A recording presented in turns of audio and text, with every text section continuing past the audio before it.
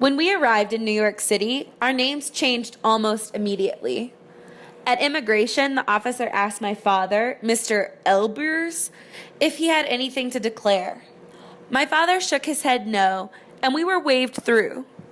I was too afraid we wouldn't be let in if I corrected the man's punctuation. But I said our name to myself, opening my mouth wide for the organ blast of ah, trilling my tongue for the drum roll of the rrr. Alvarez. How could anyone get Elbers out of that orchestra of a sound? At the hotel, my mother was Mrs. Elberist, and I was little girl. As in, hey, little girl, stop riding the elevator up and down. It's not a toy. We moved into our new apartment building. The super called my father Mr. Alvarez, and the neighbors, who became my mother's friends, pronounced her name Julia instead of Julia. I, her namesake, was known as Julita at home, but at school I was Judy or Judith, and once an English teacher mistook me for Juliet. It took me a while to get used to my new names. I wondered if I shouldn't correct my teachers and new friends. But my mother argued that it didn't matter. You know what your friend Shakespeare said? A rose by any other name would smell as sweet. My family had gotten into the habit of calling any famous author my friend because I'd begun to write poems and stories in English class. By the time I was in high school, I was a popular kid, and it showed in my name. Friends called me Jules or Hey Jude, and once a couple of troublemaking friends my mother forbade me to hang out with called me Alcatraz. I was Julita only to mommy and papi and uncles and aunts, who came over to eat sancocho on Sunday afternoons. Old world folk whom I would just as soon go back to where they came from and leave me to pursue whatever mischief I wanted to in America. Judy Alcatraz, the name on the wanted poster would read. Who would ever trace her to me?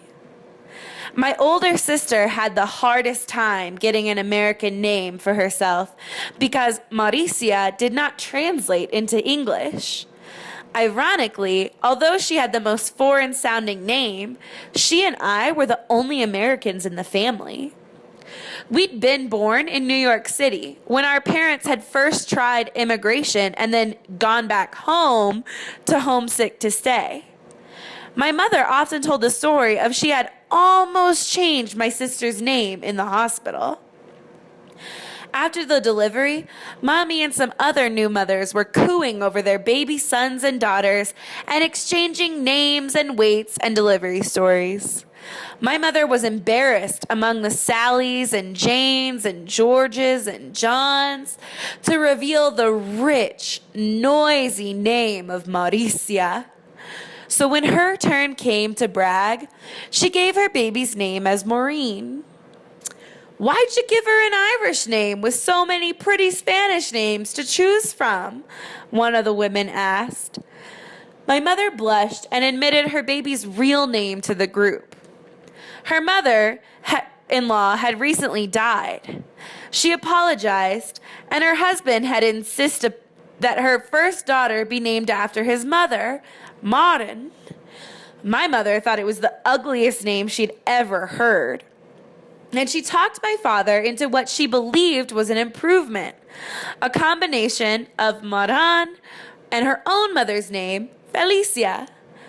Her name is Mauricia, my mother said to the group of women. Why, that's a beautiful name, the new mothers cried. Mauricia. Mauricia, they cooed into the blanket. Mauricia. It was when we returned to the States 11 years later. Sometimes American tongues found even that mispronunciation tough to say and called her Maria or Marcia or Maudie from her nickname Maudie. I pitied her. What an awful name to have to transport across borders. My little sister Anna had the easiest name of all. She was plain Anne, that is, only her name was plain, for she turned out to be the pale blonde American beauty in the family. The only Hispanic thing about her was the affectionate nickname her boyfriends gave her, Anita, or for one goofy guy used to sing to her to the tune of the banana advertisement, Anita Banana. Later, during her college years in the late 60s, there was a push to pronounce third world names correctly. I remember calling her long distance at her group house and her roommate answering. "Can I speak to Anna?" I asked, pronouncing her name the American way. "Anna?" The man's voice hesitated.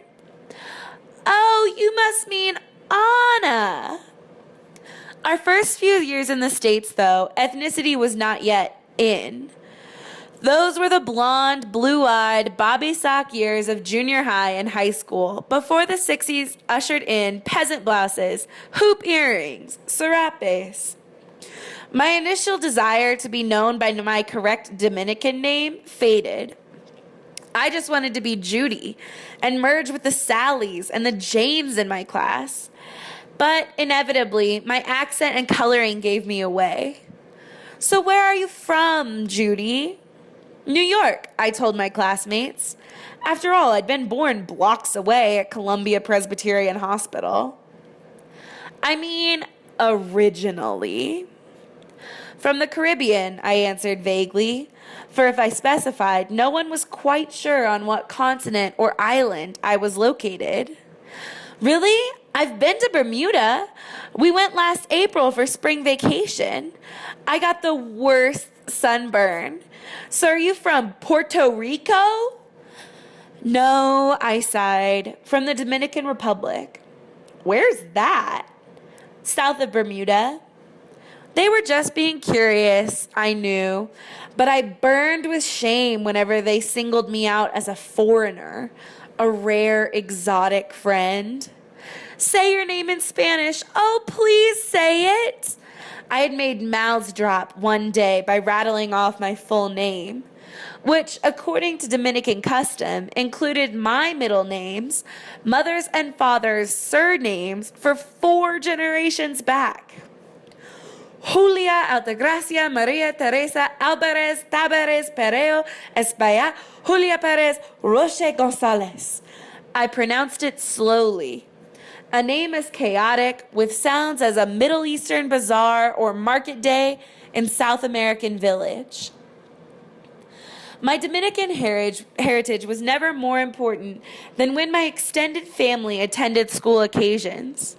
For my graduation, they all came, the whole lot of aunts and uncles, and the many little cousins who snuck in without tickets. They sat in the first row in order to better understand the Americans' fast-spoken English. But how could they listen when they were constantly speaking among themselves in florid-sounding phrases, rococo consonants, rich, rhyming vowel? Introducing them to my friends was a further trial to me.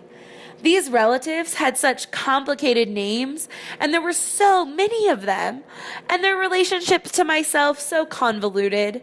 There was my tia Josefina, who was not really an aunt, but a much older cousin, and her daughter Aida Margarita, who was adopted, una hija de crianza. My uncle of affection, Tío Jose, brought my madrina, Tía Amelia, and her comadre, Tía Pilar. My friends rarely had more than mom and dad to introduce. After the commencement ceremony, my family waited outside in the parking lot while my friends and I signed yearbooks with nicknames which recalled our high school good times.